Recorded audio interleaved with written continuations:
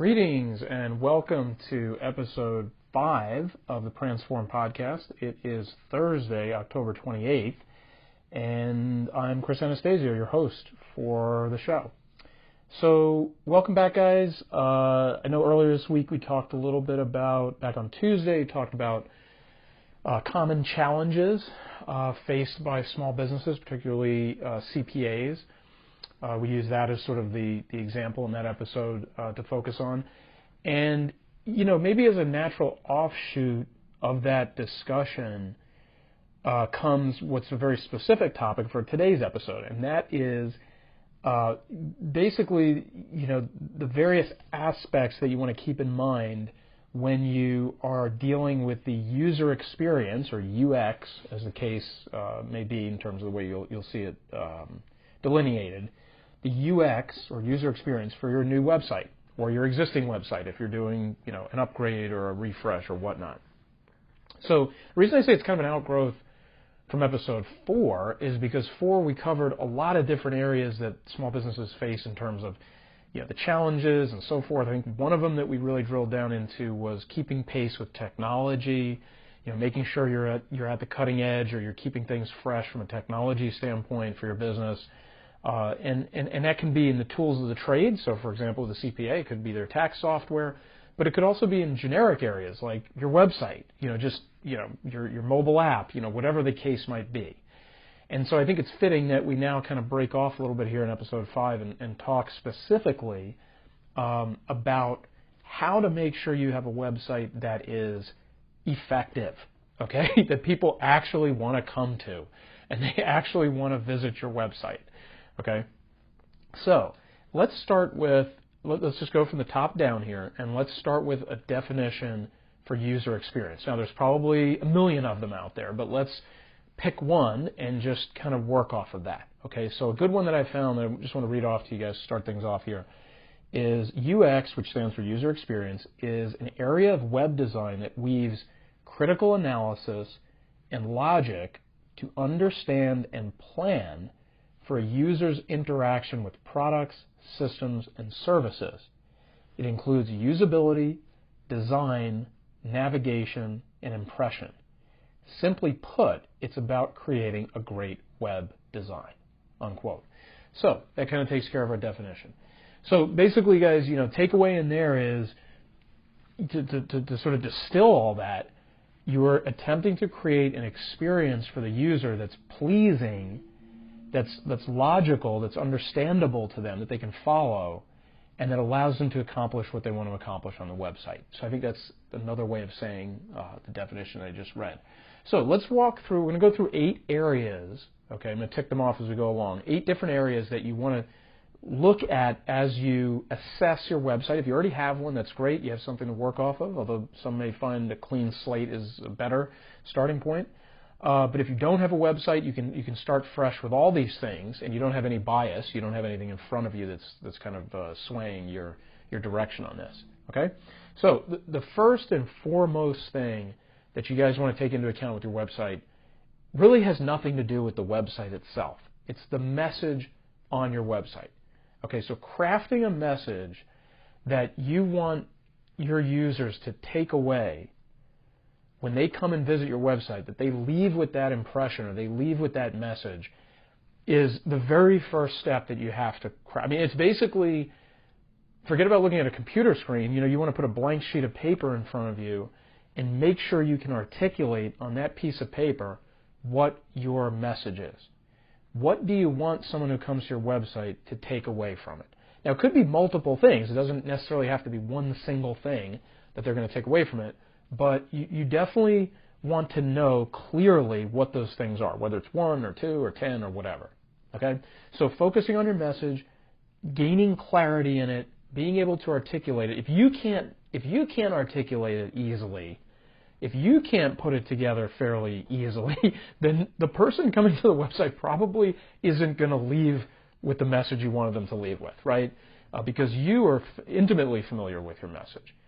So you've got to get over that first step, be able to do it yourself, and then you can transfer it into and weave it into your website.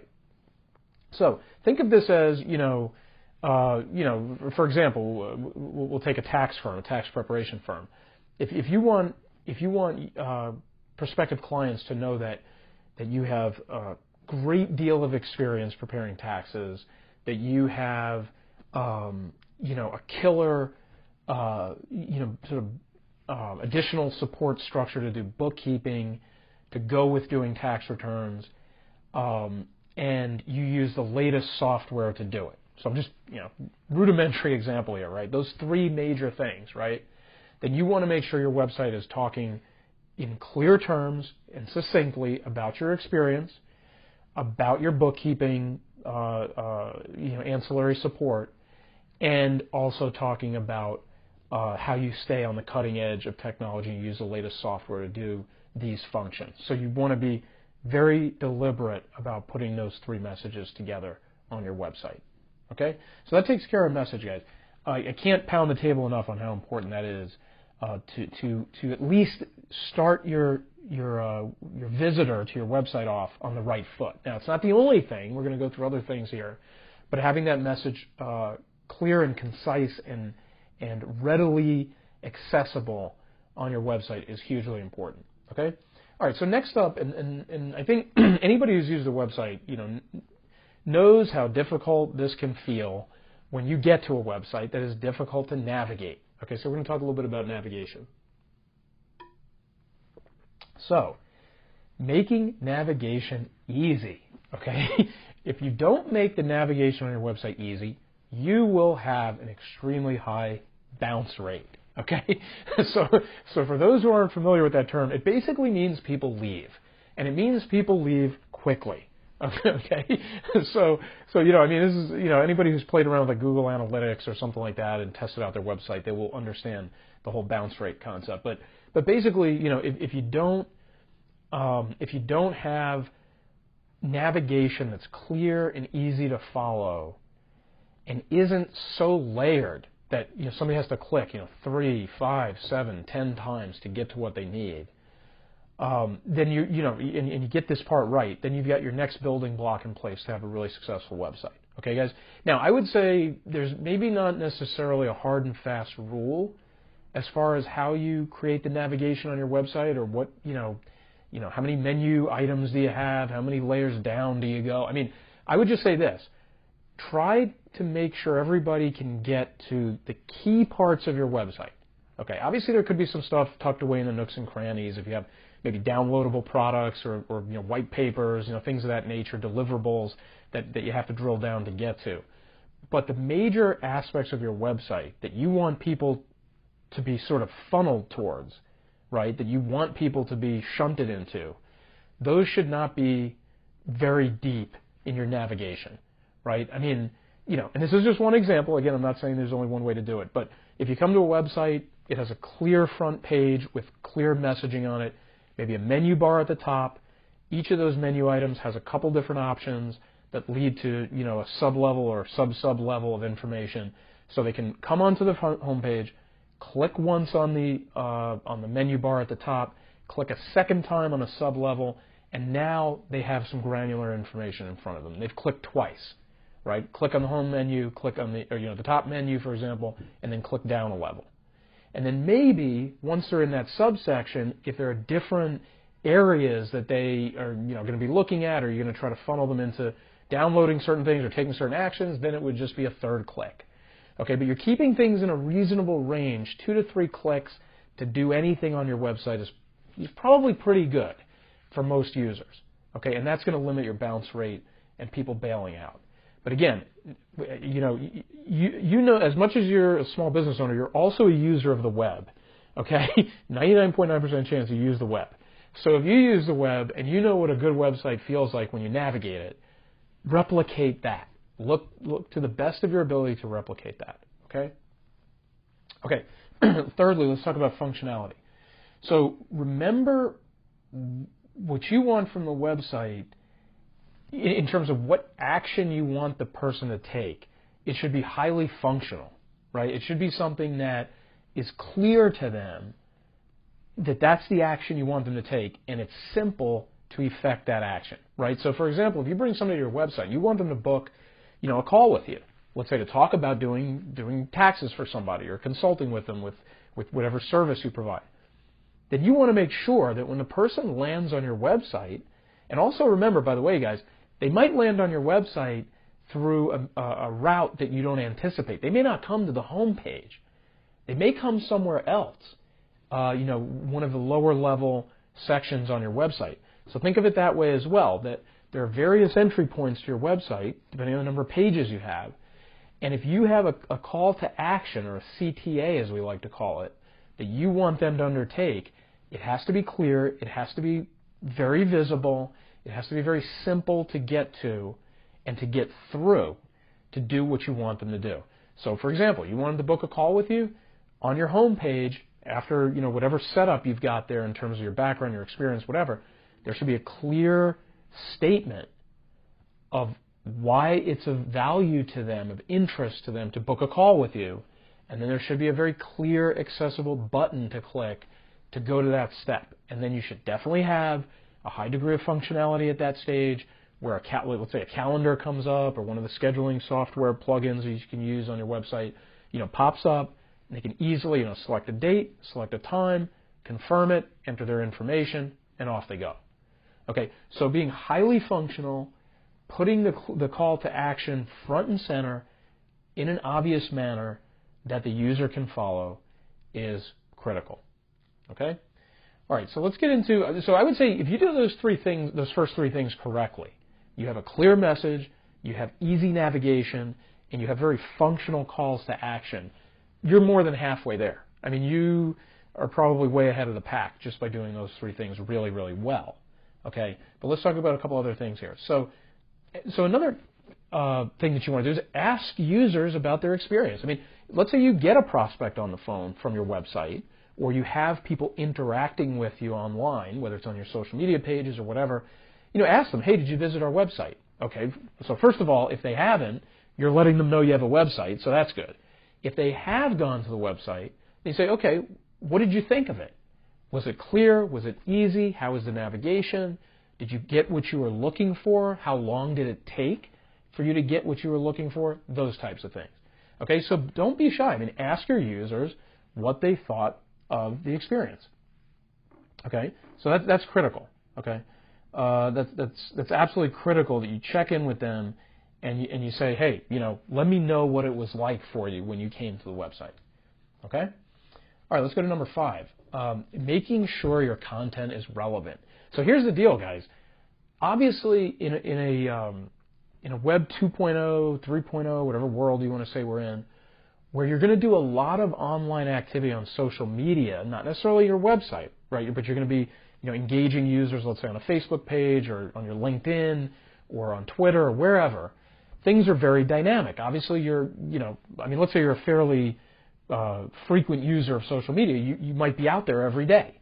So everything you're saying is going to naturally be relevant because you're out there every day.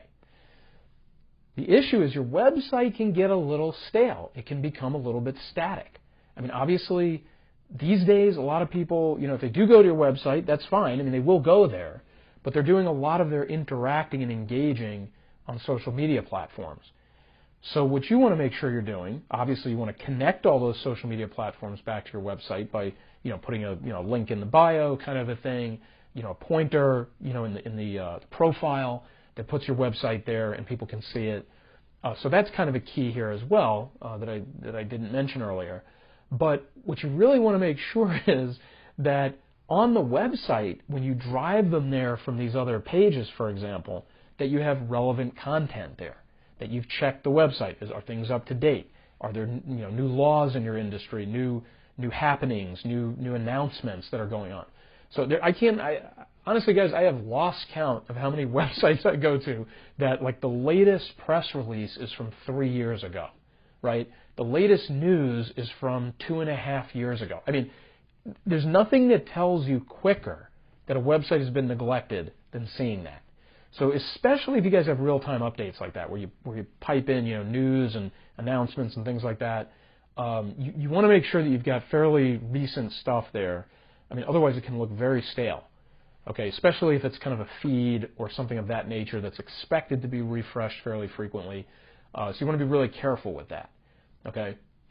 So making sure the content is relevant on your website is a very critical step to making sure people come away with a good experience. Okay, just another water break. Sorry, guys. So anyway, so I think you get the point there. Check your website frequently, update it as much as needed. Always make sure there's fresh content there, or at least content that is still current, I would say is probably the better way to articulate that. If it's current, I mean, maybe, something from a year ago may still be applicable, so you don't have to take it off of there because it's a year old. I mean, it's still usable content. But if it has been, leapfrogged by something else, if it's grown stale, if it's no longer relevant, if it's no longer applicable, if it's no longer accurate, you definitely want to get it off of there. Okay?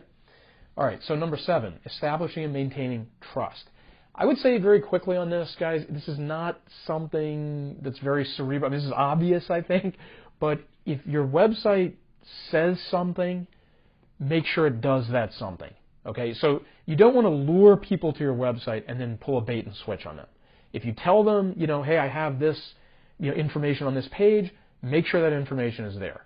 If you say, hey, download this item from my website, it will do this for you, make sure it does that for them. There's nothing that's going to turn them off quicker than they come to the website under one pretense and they realize something else is going on there, or something else is being said that's not consistent with anything else, if you drove them there, make sure that what you're telling them as you send them there matches what happens when they get there. Okay, so trust with your website very specifically, in my estimation at least, means aligning the messaging on the website with all the other messaging you're doing, and then on the website making sure that if you tell them something's there, exactly that is what's there, nothing more, nothing less. Okay, so that's a fairly obvious one, guys. I mean, we don't have to linger too long on that. So number 8, I would just kind of finish with this. People, who are researching services, products, etc., they're doing this stuff, maybe sometimes in an obligatory fashion. Maybe it's not the most fun thing for them to be doing. I mean, you don't know what their circumstance is. But one thing that you can try to do is to kind of stimulate them a little bit, excite them with your content. I mean, change it up a little bit. If you're comfortable with it, maybe not every page has just text on it. Maybe you have some video content on there. Maybe you're linking out or pulling in content that you've posted elsewhere. For example, let's say you're doing a video series on LinkedIn. Bring those videos over to your website, so that someone who just comes into your sphere on the website side, they don't see on LinkedIn, they get to see those videos as well. Okay. Maybe there are other little surprises you can put in there. I mean, I think you guys, for your own situations and your own businesses and your own industries, you'll know what some of those things might be. It could be something like, hey, the 1,000th visitor to the website is going to get a free, get a free tax audit or tax return audit from you, or something like that. You can kind of change it up a little bit. You can make it kind of exciting. Make it fresh for people to come to your website and interact with you there. Okay, so I think from the standpoint of what constitutes being stimulating and exciting, you guys will sense that for your particular circumstance. But don't be afraid, as long as you're not, I think first of all, as long as you're not doing anything inappropriate in terms of relevance or something way outside the lines to your industry or your professional. Your professional image that you're putting together on your website, as long as you're not violating that, and I think you're doing things in good fun, and you're doing things that are going to get people to kind of stop and take notice and pay attention to what you're saying and what your website is communicating, then I don't see any harm in that. And you can test it out, and you can see how it's working, if it's creating more hits to your webpage or more people following through on the call to action. If it's not working and it's not getting you anywhere, you can always obviously swap that kind of content out and try something different. But I think that keeping it fresh and exciting, it's not really hard to do when you look around out there. There's not a lot of people doing it, so even doing it just a little bit can kind of get you to stand out some, and I think that can actually go a long way. So those are our 8 items. Just recapping them real quick. Messaging, number 1. Number 2, navigation. 3, functionality, in your calls to action. Number 4, asking users about their experience. Number 5, making sure your content is relevant. Number 6, and actually I realize now there's only 7 of these items. I said there were 8 at the beginning. There's only 7, so I apologize for that, guys. But number 5 was make sure your content is relevant. Number 6, establishing and maintaining trust with your users who come to your site. And number 7, stimulating and exciting through your content wherever possible, wherever appropriate. Okay? So those are your 7 kind of aspects to keep track of when you look at your website. I think in this day and age, some people would say, do you even need a website anymore? If I just have a robust social media presence, I can work off my Instagram page or my Facebook page or whatever.